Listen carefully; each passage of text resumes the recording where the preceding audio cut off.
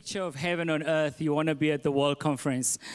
We have a family that's just moved from Dubai to the Promised Land, to South Africa. The Modibas, please wave, welcome, welcome. In the weeks to come, you'll hear more about them, but they can tell you how it's like to be in a room where there's people from different parts of the world worshiping together. It's just heaven on earth. This morning we are in for a treat. We have a panel, and we're going to introduce them. May I ask Bernard, Tracy, and Dr. Samu to please come. Let's give them a round of applause. As I introduce them, I want to start by saying, I'm sure you are aware that this church is not about CVs, because there's so many influential people in this church. You never know who you're sitting next to. Just pray for them, bless them, because you never know. They may just be doing amazing things for God in the world. And Dr. Samu sitting here, she's a medical doctor by training, but she didn't just stop there. She felt like, man, people talk about being passionate about education. She went ahead and had 3 master's degrees. Master's in public health, she's got an MBA, and then also she's got a master's in finance. And she's... I should have told them that I'm going to embarrass them. So Dr. Samu currently is an executive director of FP 2030, which is a global organization that empowers women. You'll hear some of the stories of just amazing things that she gets to do around the world. One of the things I love about her, she's a woman of prayer. She always joins the 6 a.m. revival prayer, no matter where she is in the world. She's joined us from the US, from the UK, from Malaysia. She's always praying. Amen. And this morning she was meant to be in Nepal, but this appointment was more important than Nepal. Thank you for being here, Dr. Samu. Tracy started playing tennis when she was 10 years old. And she was working towards winning the Wimbledon. She got a scholarship to do tennis in America. I'm telling you, like, you can see the vision was so clear. Unfortunately, due to an injury, she couldn't get to her dream, but God had other dreams for her. Tracy is a woman of influence, and you'll hear the testimony just now. Having worked in different corporate companies in South Africa in communications, she ended up joining the mining world, where she met Bernard. The rest is history. Together with Bernard, they've worked at Harmony. For those of you who may not know, Bernard is an engineer, like most of us, but saw the light. And Bernard was the CEO of Harmony for about 12 years, 4 months, to be specific, as an engineer. And they went ahead to start other companies. The one that's really making an impact is called Thinkspiration, where they help companies in leadership, strategy, and storytelling. We, as the leadership of Every Nation Rosebank, we've done 2 workshops with them, and they've really helped us to do what we do and do it well. So I'm going to use one of Tracy's favorite statements. You're probably thinking right now, why is it so hot? We are trying hard to fix the substation on the corner here, because every time we run the air cons, the substation trips. So we have even gone to the point of offering COJ. We will buy you the right material so that the substation doesn't have to trip when you run the aircon. So please pray with us that they will see our request favorably, so we can help be part of changing the nation of South Africa. Let's welcome our panelists this morning.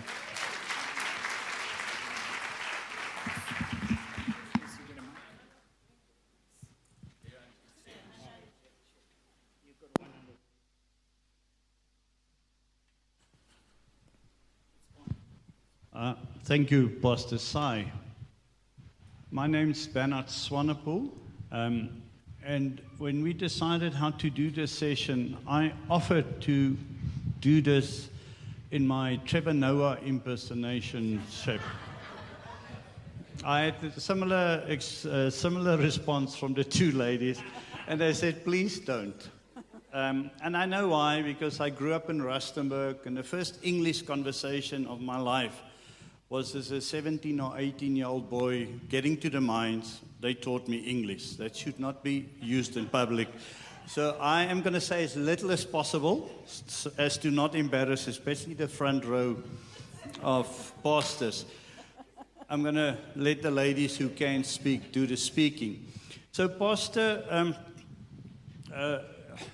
but of course I couldn't be Trevor Noah, so they suggested I should be that other person. Oprah. I've heard of Oprah. I don't know if you guys have heard of Oprah. She's apparently famous. But what I like about Oprah is she gives a book away. Apparently she runs a book club. So the Swanepoels are going to eat Nando's at the end if you guys go to the back and buy the book. It's not for us. It's for the church. Tracy has made some books available. If you find what she says, something you would like to read about, this is her second book, so it's good. The first one was obviously her first try, and I mean...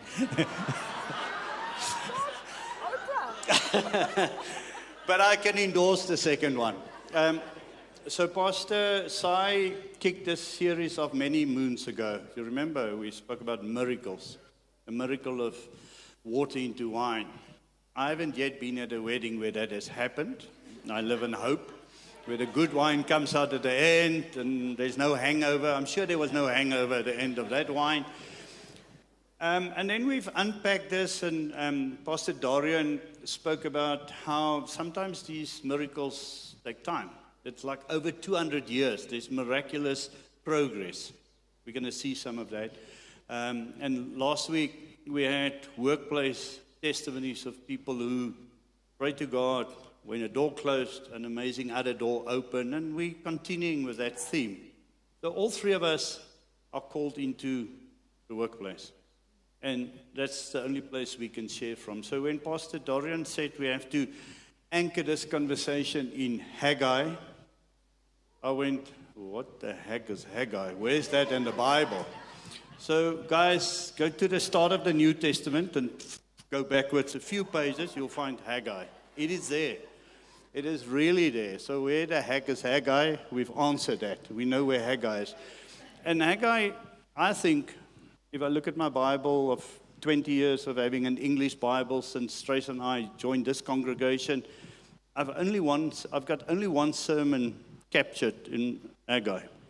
I think it's a missed opportunity, Pastor Si. I think there are hundreds of sermons in Haggai. Yeah. So we will be talking briefly because, if I pick it up, thank you.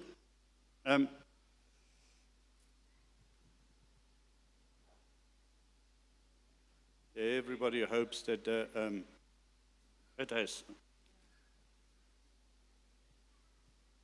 So, it's going. Thank you.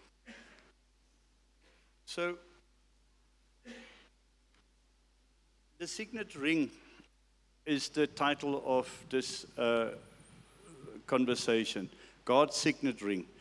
We're going to unpack Haggai briefly, just for context. We're just going to give you the context of how did Zerubbabel,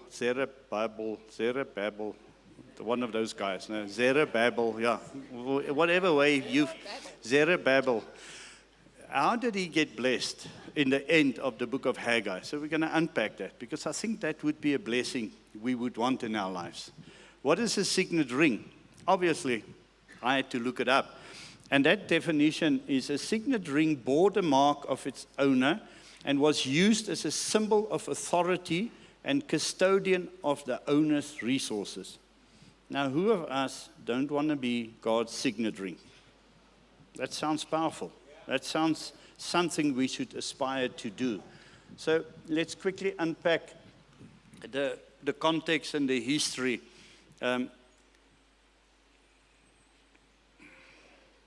This didn't happen in the first service, so it's obviously me pressing incorrectly.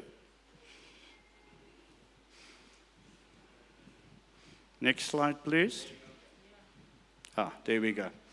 So, when you go and read the book of Haggai, put some time aside, because you read it and you wonder, and then you read it again, and then you take another translation, and then you find out, but the book of Haggai is actually just a little chapter separate from the book of Ezra, where there's a long history and there's the whole context. But it's important because 50 years prior, or many years prior, the Jews were taken to Babylon. So they went into exile. Then a group, some 50 years later, were allowed to come back.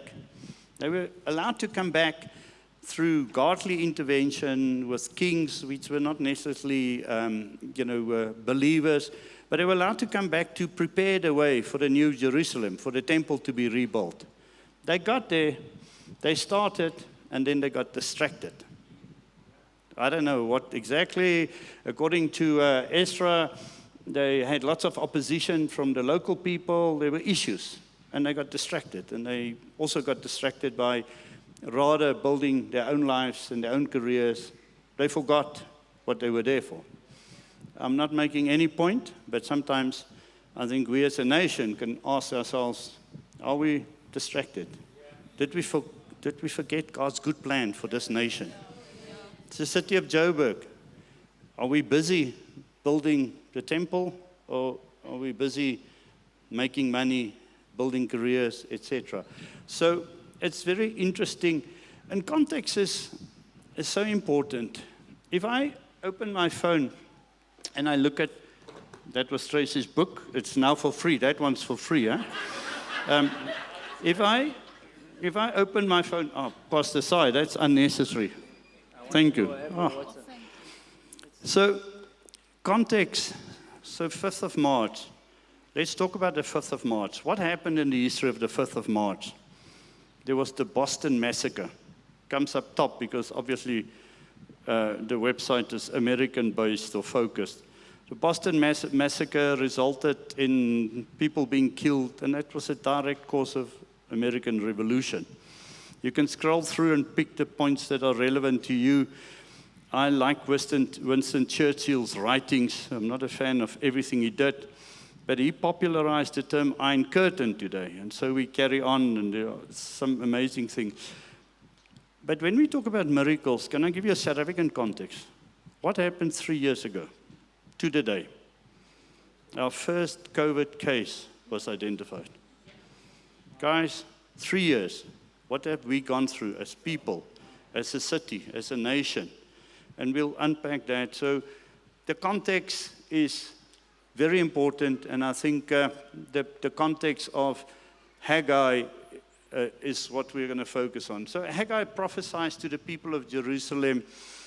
They just returned a few years earlier.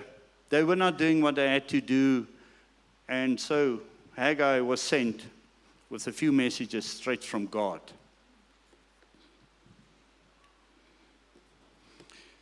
These are my messages I get when I go through this, so please, if you read Haggai, you will find so much more to it. But Haggai was sent to reprimand the Jews. It's a time for you yourselves. Is it a time for you yourselves to be living in your paneled houses whilst this house remains a ruin? So 18 years, these people did not do what God sent them to do. They started, they got distracted, they got discouraged, and they didn't quite give up, but they sort of, we all have been distracted in our lives. Haggai was sent to challenge. This challenge is in Haggai 1 verse 5 and 7. Now this is what the Lord Almighty says. Give careful thought to your ways. I almost wish I could wake up every morning with God's voice in my head. Give careful thought to your ways. It really is something I think we should calibrate for continuously. Then Zerubbabel and the people listened, and they started. And there's a nice timeline. Within a few days they did this, within a few days they did that. And as they got started, God sent Haggai to encourage.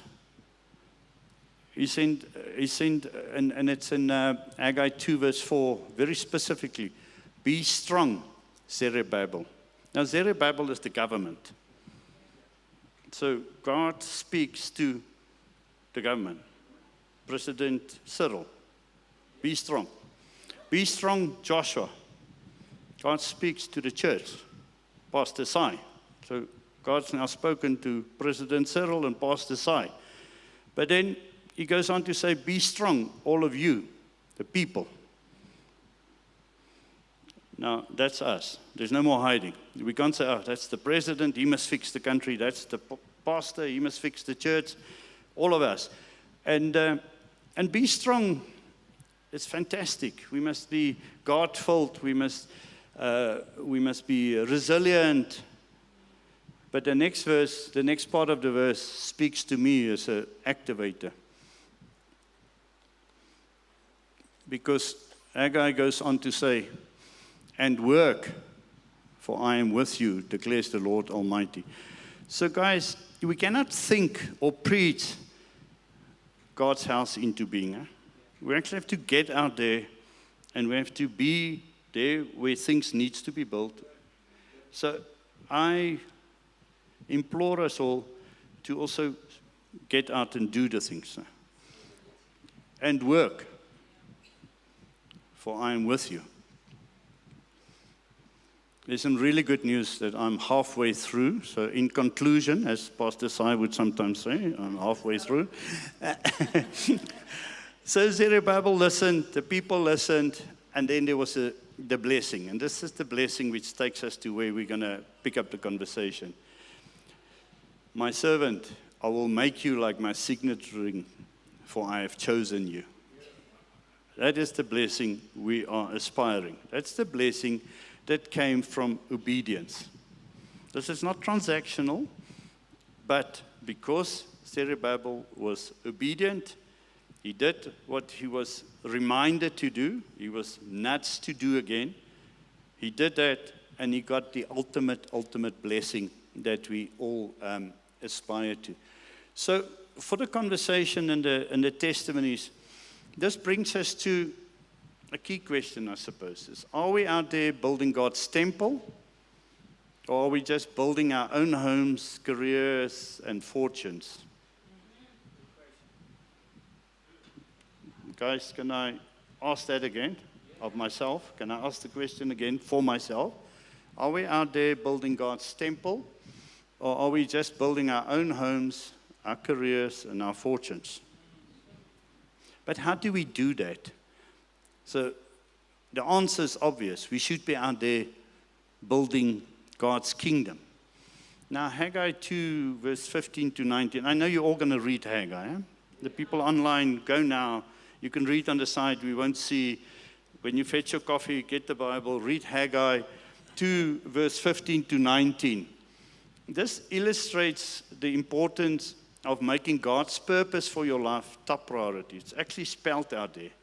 So without priorities, it is very difficult to live with any sense of purpose or to accomplish much. So we must have priorities. But Haggai teaches us that our priorities must be aligned with God's purpose for our lives.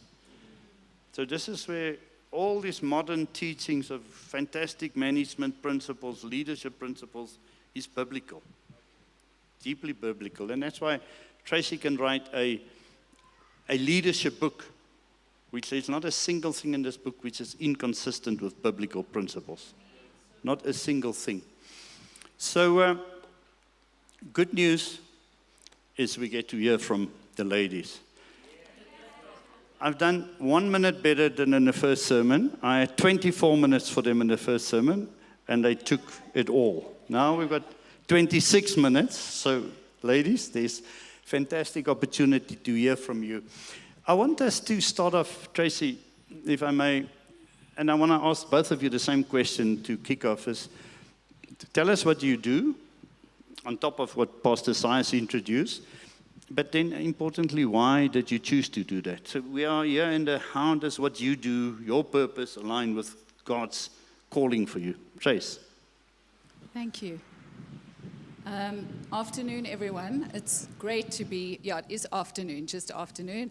It's tough to find myself between like the Oprah wannabe and the overachieving doctor. So be kind, okay? So, One of my worst questions is when someone asks me, what do you do? I wish I had this like snappy, crisp one-liner. I'm a doctor, I'm a lawyer, I'm an engineer. I'm none of those things. So about 15 years ago, I started Thinkspiration, as Pastor Si mentioned. We're a consultancy. Bernard partners with me in that. And we work and operate in the strategy, culture, and leadership space, transforming or helping to transform companies and the people in them, using the power of visual stories and oral stories. The real work underneath that is actually we operate a lot in the mining industry, in the resources sector. So the real work that happens underneath that or as part of that is to partner with God to transform the very predominant leadership paradigm, which is still now very militaristic, very command and control, very inhumane, actually, to transform that to a word that I actually never use in a boardroom. It is the L word, love. To love. And when I say love, I actually don't mean soft, mushy, sort of cuddly toy kind of love.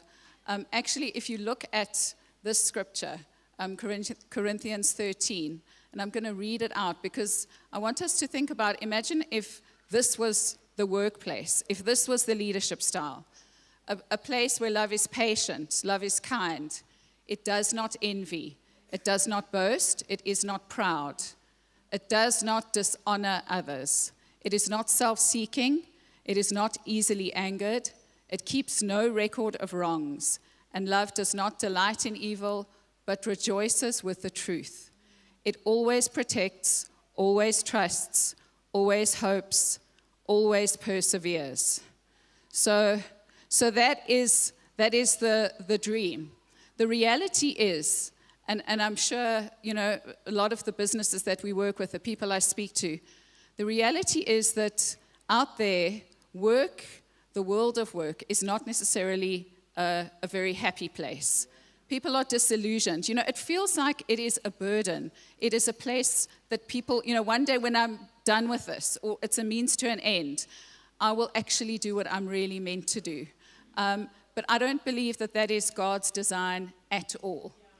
I believe that work should be a place where we can play to our strengths, where we can fulfill our potential, where we can carve out our destiny.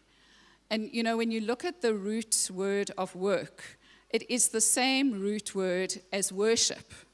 Work should be love made visible. It should be a form of worship. That word is avodah in the Hebrew. But the struggle is real. So I remember probably about 10 years ago now, having a conversation, a one-on-one conversation. We were doing an intervention with a coal mining company. Part of the process that we undergo is we have one-on-one conversations. I was sitting with Ben, a coal miner, chatting to him and asking him about his views, how he saw work, how he saw the world. And we got to the part of the conversation where I said to him, so Ben, what keeps you awake at night? What concerns you? What worries you? Now, usually when you ask people this, they say job security, my salary, I want to get a bonus. Those are the kinds of answers. He thought for a moment, and then he said something that really piqued my interest and curiosity. He said, I don't know how to get the people that I'm in charge of to do what I want them to do. That is leadership. And I said to him, okay, so how do you do it now? So he said, well, no, I don't want to tell you. I don't want to tell you. So I said, don't worry, I'm not going to report you. He said, well, I shout, I scream, I often swear at them. And I said, hopefully not sort of too sarcastically, how's that working out for you? He said, well, it doesn't work. And I said to him, why do you do it? And he said, because that is what my boss did. I know no other way. And, I got into the car in Secunda, and I drove back the 2.5 hours to Joburg. And I just thought the whole way, what is it that I could do in a tiny, small way to impact on this situation? By the time I got back to Joburg, I had the idea of writing my first book.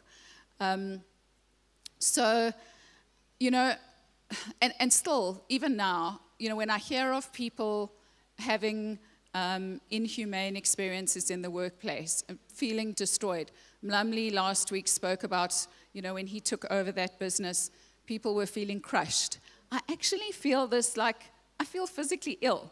And I know that that is God breaking my heart with what breaks his. Beautiful, thank you. Thank you. So, Dr. Samu, please expand on what you do, but most importantly for us, why are you doing it? Yeah, thank you, Bernard, for that question. And good afternoon, ladies and gentlemen. Hopefully everyone is enjoying the summer, right? Yeah.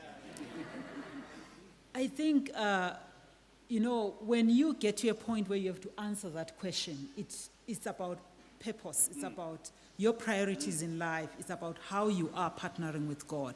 So medically trained, if you are a doctor, you are trained and you think about solving problems. So if you have a conversation with me, often I'm like, you know, let's cut the chase. What is the real problem? Because somebody is going to die.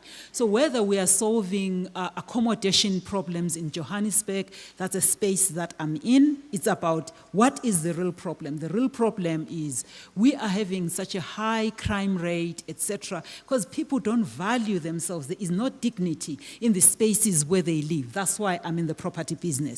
I'm in the healthcare business because when you are ill, when you are sick, when you're not being productive, you're not going to grow an economy. So I'm in that space. So currently I lead this Global Women's Health Organization where I am creating in countries, in the minds of leaders, presidents, influencers, how do we actually advance humanity by making sure we bring women alongside? So my grandmother, bless her soul, she died at 97. She told me one thing when I used to ask her, why do you always stand up for the cause of women? And she said, because of her own experiences, she got married at 13, got married off, and the husband died, got married off again to my grandfather, who used to beat up women, etc. And my grandmother told me, because she left that marriage at 25 and never married again, she was a woman who was resilient, right? She told me one thing, that in life, there are so many problems. There are many problems, and I always say to my teams, you're not going to boil an ocean, but you will boil your own kettle. And my grandmother said, choose one problem that you're going to solve.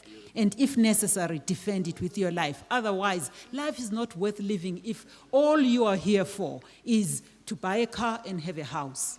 Like, there is so much more that you can live for. And why I'm doing this is because, for me, it's a call to obedience that said, you know, cross the line, cast your nets into the deep, and you will see, partner with me, and you will see what I will do. So that's what I do for a living. I'm a doctor, yes. I lead Women's Health, a global organization. It's based in Washington, but I didn't move because I love the church. So I didn't move to the US, and I'm still sticking it out in Johannesburg, at times discouraged, Bernard, because when you're in Hillbrow, you're like, why am I in this poverty, this dirty city? And I'm like, but I will partner with you, God, to do my own part in making sure that people live in dignity.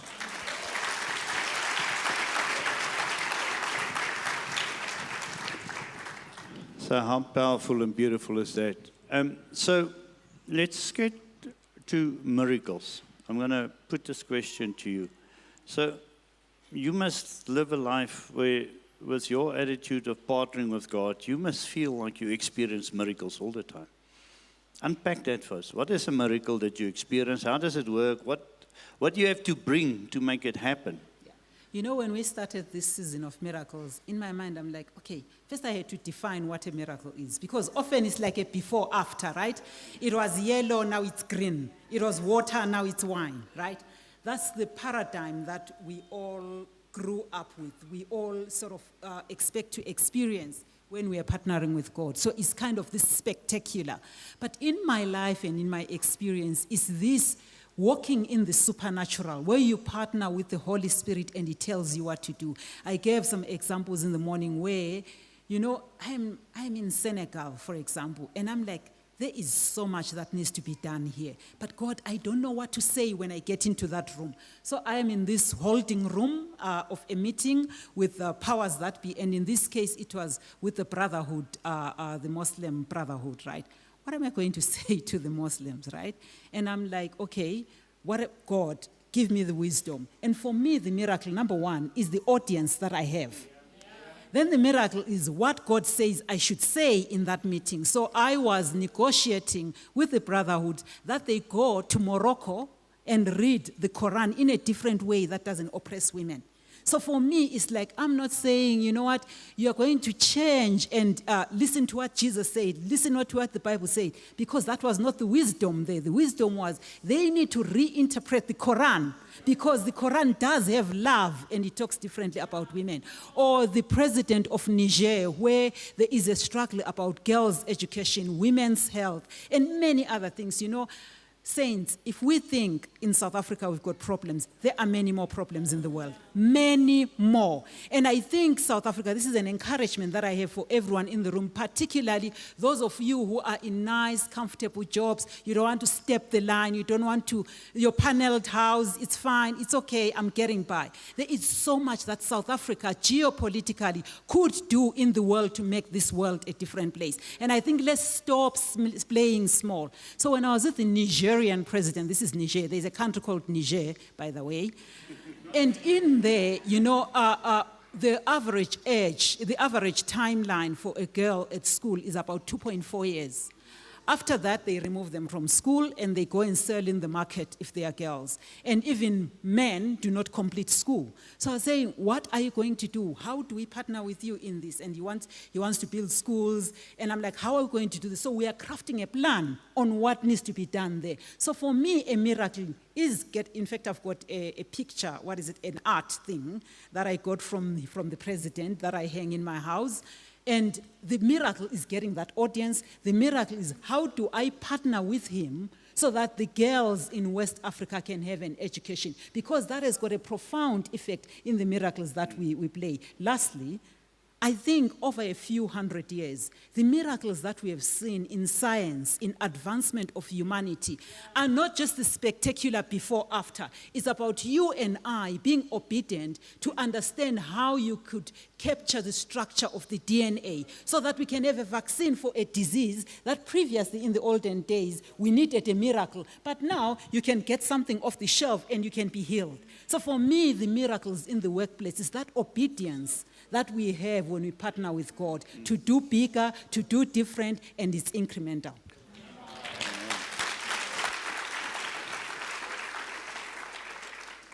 Now, when you're on the audience of such wisdom, I have to ask you to explain to these engineers in the front row the concept of compounding.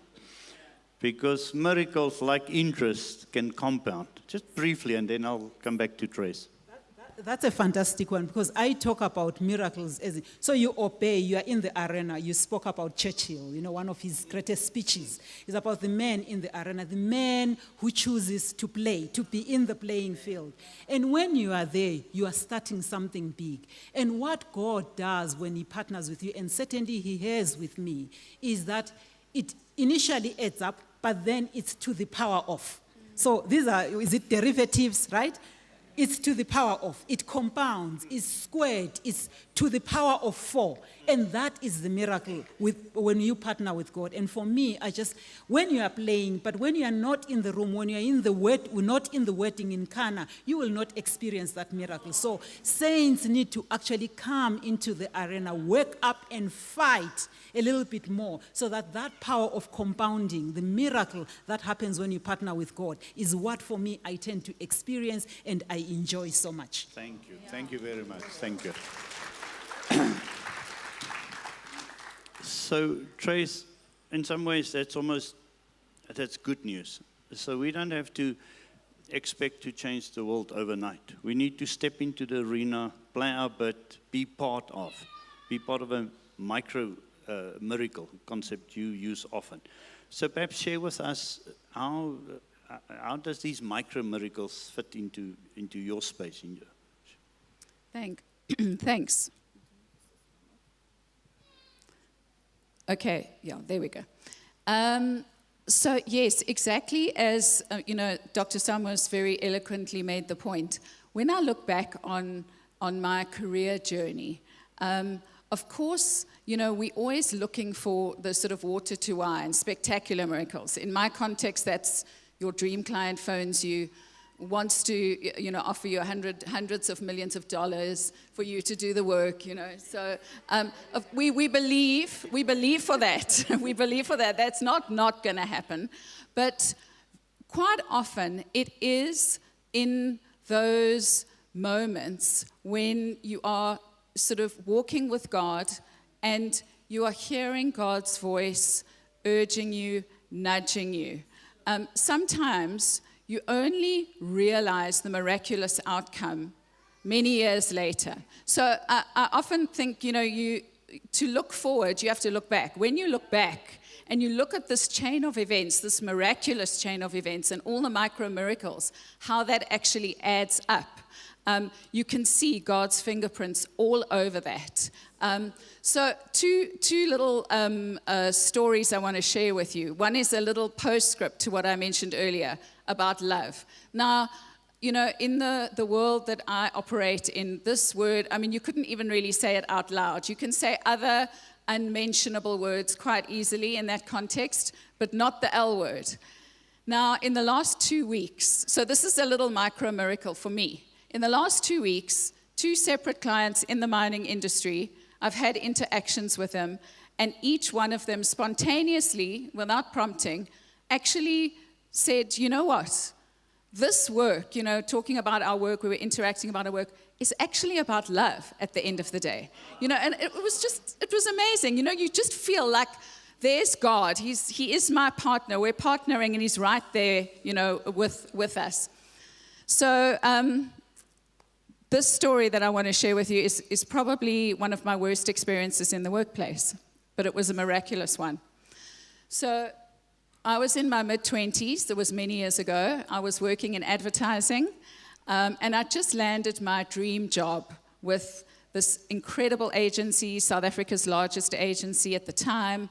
And I remember when I went for the interview, I was blown away by just, their work in branding and storytelling, the corporate identity, the brochures on culture. This is who we are, this is how we go about things. And the other sort of exciting thing about this was their chairman was kind of like the Steve Jobs figure in advertising. So, maybe I'd even get a chance to interact with him, who knew.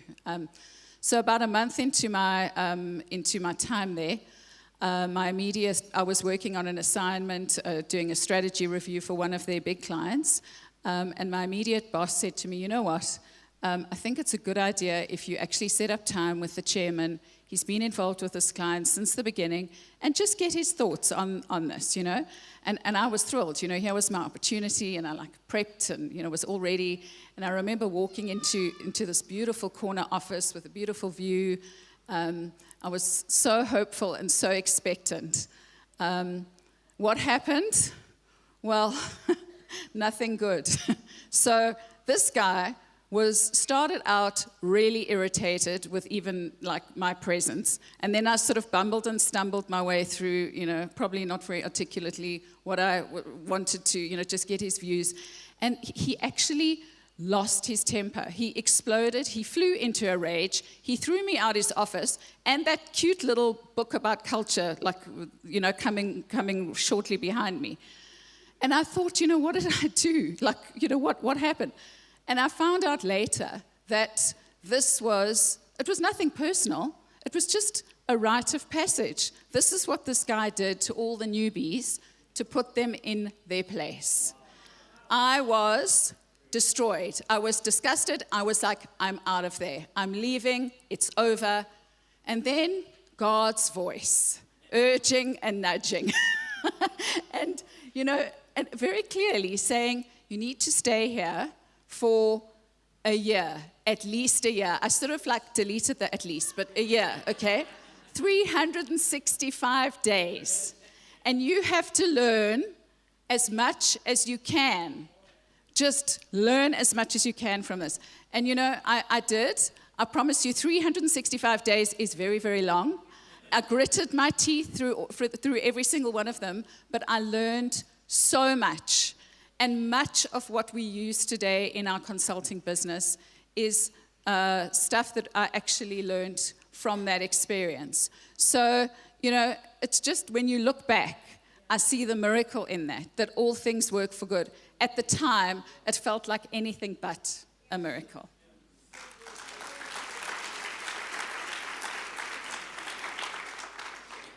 I want to challenge us. If you think you are called to be in the world of work, it's not heaven on earth. It's not perfect people. I recently sat with a minister on a Saturday morning, because that's when they want to meet. And I had the privilege of seeing how he coached a young CEO of a state-owned enterprise. And he said to this young person, you must learn how to make good and honest deals in a bad world with crooks. Now, I wish he didn't have to say that. I wish we lived in a world where that was not true. But I am very grateful for the guidance of, if we are in a world and the people there are not Christians, not believers, we can only be responsible for what we contribute, what we do in that deal. And I thought it was wise counsel from a South African minister to a South African state-owned enterprise CEO. So we live in the world we live in. We should fix that. We should change that. But whilst we live in it, we can still be responsible and accountable. So I want to get back to perhaps a final round of questions. I want us to continue to be practical. So can we share some tips? So how do we ensure that we are building God's house whilst we're building our own house career? Because, of course, we must be building God's house. But can I first make my fortune and then I will, you know? I mean, I hear that so often. When I sit with young Christians, I will just first make mine, and then I'll have a trust, and I'll have a charity. But I'm not sure God needs our millions. So practically, talk to us. That's the hard one, right? That's the hard one about how are we, the question for many of us is, how am I going to balance this? But is that the right question? Because it's about how we set priorities in partnering with God, and then how He changes the posture of our hearts such that we prioritize building His house. Because for me, I think there are many things that I've made conscious decisions around. For example, when I said, you know what, is there a role that I can play in the property business in South Africa to ensure that we do have better low-cost housing? So I made a conscious decision, metaphorically speaking, not to be buying many shoes. So that's why my shoes are not very class. So I say, don't buy shoes, buy buildings, right? And for me, that was a conscious decision to say, buy the buildings. Because, and when you do that, you are saying, I'm going to stop focusing on my own comfort. You know, there is in Nigeria, they always say, na enjoyment. I just want to enjoy myself, right? We can't be in that phase of I want to enjoy, because comfort is elusive. It's an illusion. Like, what does it mean? Can you describe it and put it here? Often you can't, because the boundaries keep on shifting. So it's about us deciding that no. How is this aligning with the bigger plan of God? And if it's not, I'm not going to get into it. And then as you do this, you see how God actually blesses you and helps you to build your house whilst you are building the bigger kingdom of God. And then the other challenge is we are in Johannesburg. You know, in Johannesburg, people are busy, people are rushing for the balance, for the bottom line, people are doing this. We need to also get into a place where we are operating from rest. I'm a very busy person, very, very busy. I'm always traveling. I'm always out of the country. But I made a conscious decision that whatever I am doing, I'm operating from that wealth that we spoke about, authority and access in Haggai, the signet ring, right? I'm operating from that space because then I'm operating from a place where I'm partnering with God. It's that rest mindset that you ought to have for you to start building the house. And also, measure of success. How do we define from the word go, from 1 January when you are starting your prayer and fasting for the year, when you are actually setting out in your career, how do you define how you are going to succeed? Because your measure of success, if it's another Range Rover, sorry.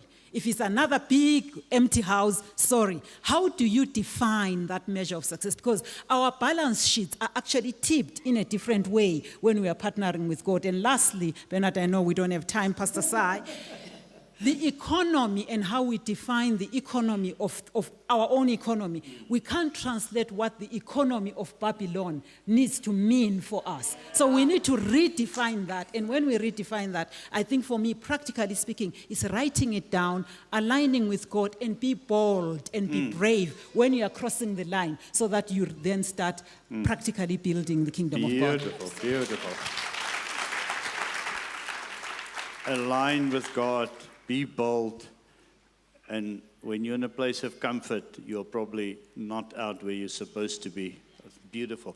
Trace, final comments from your side on let's get practical. Okay, so you know what actually just struck me now? We're not going to talk about shoes. Oh, we could. No, when you said, you know, what is it that we must do? The word came to me, do a lot. And that is an acronym for listen, obey, and trust. So about a year ago, I got a call from a lady in this church that's in the prophetic ministry, who I hadn't spoken to for about 4 years. So this was truly out of the blue. And she said, I've got a word for you. And then you're like, yay, you know, what is it? And she said, it's about thinkspiration, yay, and it's about your business model. Huh? And, you know, I thought about this for a while, and I thought, business model, and I sort of thought maybe our methodology, but right at that moment, my book was at the printer, and I'd sort of laid out our methodology in, like, you know, graphic detail. I thought, please let it not be, you know, that's changing. But in conversation, in prayer, exploring this, what started to come out was that I had actually gone quite off track. I had actually started thinking about my own house. I was chasing the bottom line for thinkspiration. I was chasing growth. I was chasing turnover. And I wasn't doing it very well, actually. And, you know, as we sort of explored this, in many conversations, lots of prayer, unfortunately, I realized God, well, to me, doesn't speak in full sentences. It's kind of like foggy, and then it gets clearer and clearer and clearer. The word that kept coming out was influence. Influence. That is my purpose. His purpose for me is influence. It is not about building a huge business with a huge turnover. So, you know, and I can't tell you the feeling. What this did to me, it was like a huge release. It was a huge weight off my shoulders. You know, I had been, and I'm not very proud of this, I had been focusing, I sort of wouldn't, I thought, waste my time with activities that were not, like, going to lead to potentially, you know, a value to the bottom line. And I started changing my behavior and just focusing on interaction, spending time with people, to pursue God's purpose, to build his house, to influence. And of course, when you trust and partner with God, the bottom line takes care of itself.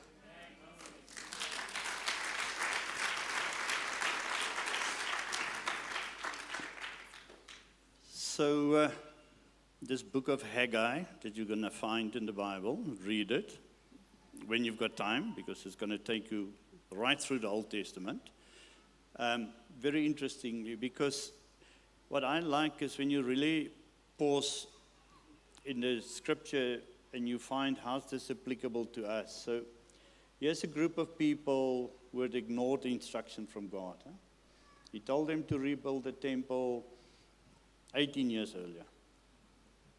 They told themselves it was not the right time to do. They had good reasons. But they were busy building their own careers, their own houses. I'm not saying that's you. I often know it's me. So the message to us is clear. We should be building God's temple. If we do that, if we obey, we get the blessing before we're done. God did not wait until the temple was done. God blessed Zerubbabel when he obeyed. Thank you very much. Thank you.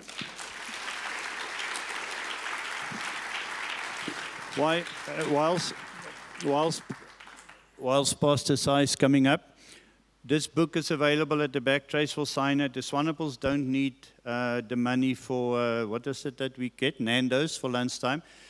The reason I think you should pay a few rands is it will go to the church. If something is for free, it's not worth a lot. So, I mean, probably if you pay 150 rand for a book, that's 450 rand. It's an exclusive book, but it's at the back available if you are interested. Thank you. Thank you so much. Shall we all stand and let's give our panelists one more round of applause. Thank you, guys. So appreciate it. A better round of applause. Thank you. Thank you. Thank you. And thanks to Trace for the books and being a blessing to the church. Really appreciate it. In the first service, we prayed for people who may be going through challenges at work. And as you were listening to the stories this morning, hope you were inspired, hope you were encouraged, hope you were challenged. The ministry team will be available after the service to pray for you if you maybe are facing some battles and challenges in the marketplace. We're going to trust God with you. Next week, we start a sermon series called The Gospel According to Leviticus. So we're turning from Haggai all the way back to Leviticus. So we are camping in the Old Testament. It's going to be fun. But it's amazing because I believe that this was a nice setup. We're going to talk a little bit about the house of the Lord. What does it mean to have a house, a heart for the house of the Lord? Because the kids' church workers are screaming at me right now because we're going over time. I just want to do 2 quick announcements and I'll pray for us. One is we have a hiking club here at Every Nation Rosebank. It's been going for 2 years, so you may want to take a picture of this if you want to join them this coming Saturday, 11th of March, 8 a.m., Modderfontein. Normally it's once a month. We hike somewhere around Johannesburg, even outside Johannesburg. I will be at this hike, but I must tell you up front, this is not your time for you to bring all your complaints to me. It's a time for fellowship. You can send me an email on that. Let's raise our hands as a sign of receiving from the Lord as I do this benediction. The Lord bless you. The Lord keep you. The Lord make his face to shine upon you and be gracious to you. The Lord lift up his countenance upon you and give you peace. With the blessing that you've received, go and bless others. So before you go, please bless someone. Don't rush, greet the people. But if you have children upstairs, get them first and then come down and fellowship.